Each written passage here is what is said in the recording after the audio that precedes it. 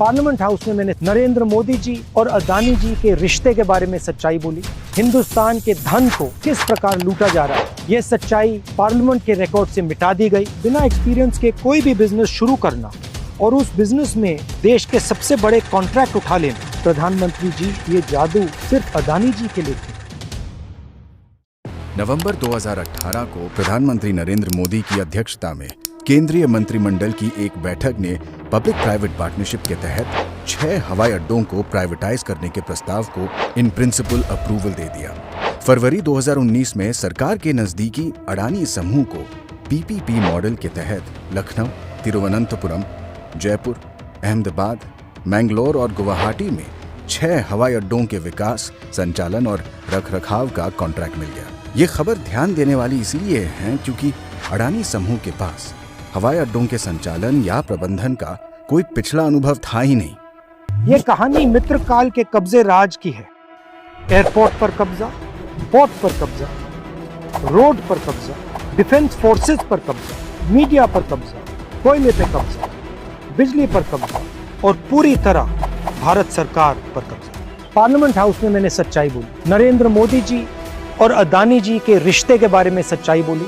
हिंदुस्तान के धन को किस प्रकार लूटा जा रहा है उसके बारे में सबूत देकर मैंने सच्चाई दी। यह सच्चाई पार्लियामेंट के रिकॉर्ड से मिटा दी गई। मेरे रिमार्क्स एक्सपंज कर दिए गए। ये देखिए रिश्ता।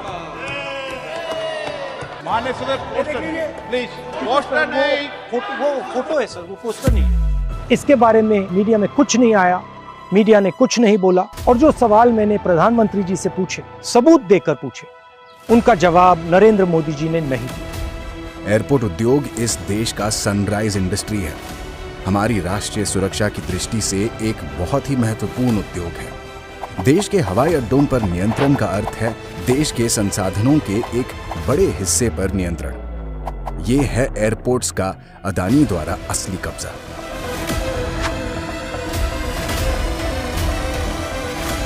यूपीए सरकार के लिए हवाई अड्डों के निजीकरण का विचार उनके बुनियादी ढांचे और सेवाओं में सुधार के लिए निजी निवेश लाना था, जिससे यात्रियों को बेहतर यात्रा का अनुभव मिले।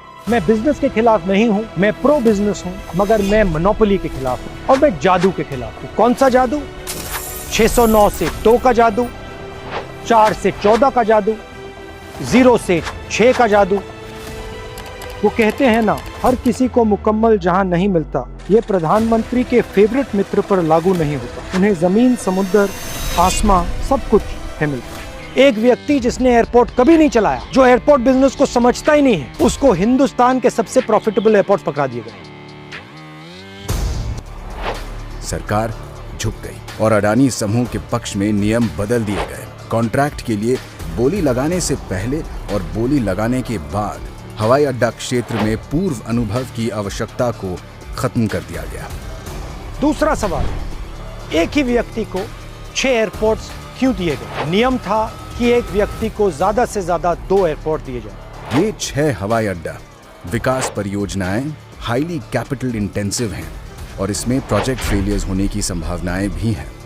और यदि कोई परियोजना विफल होती है तो विफल परियोजनाओं को लेने के लिए अन्य सक्षम बोलीदाता उपलब्ध होने चाहिए। एक और सवाल, जब यह निर्णय लिया गया, airport authority of India, union, finance ministry और नीति आयोग सब ने ऑब्जेक्ट किया और कहा कि यह निर्णय गलत है। इनके ऑब्जेक्शन को किसने ओवरटर्न किया और क्यों?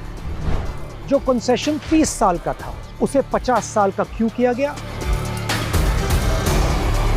और जो रेवेन्यू मॉडल था उसको क्यों बदला और किसने बदला? आखिरी जादू, मुंबई एयरपोर्ट, हिंदुस्तान के एयरपोर्ट्स की सोने की चिड़िया। मुंबई एयरपोर्ट के ऑपरेटर पर एजेंसीज का दबाव, सीबीआई, ईडी, और जैसे ही मुंबई एयरपोर्ट्स के ऑपरेटर अदानी जी को एयरपोर्ट ट्रांसफर करते हैं, वैसे ही एजेंसीज उनको क्लीन चिट दे देती हैं। मैंने ये सारे मुद्दे उठाए और ये सुनिए नरेंद्र मोदी जी का जवाब। तुम्हारे पांव के नीचे कोई जमीन नहीं। कमाल ये है कि फिर भी तुम्हें यकीन नहीं। प्रधानमंत्री जी ने शायद दुष्यंत जी कि कविता की अगली 2 पंक्तियां नहीं पढ़ी। मैं बेपनाह अंधेरों को सुबह कैसे कहूँ, मैं इन नज़ारों का अंधा तमाशबीन नहीं। सच्चाई बोलना, सच्चाई का सामना करना हमारे देश की हिस्ट्री, हमारे देश का इतिहास है।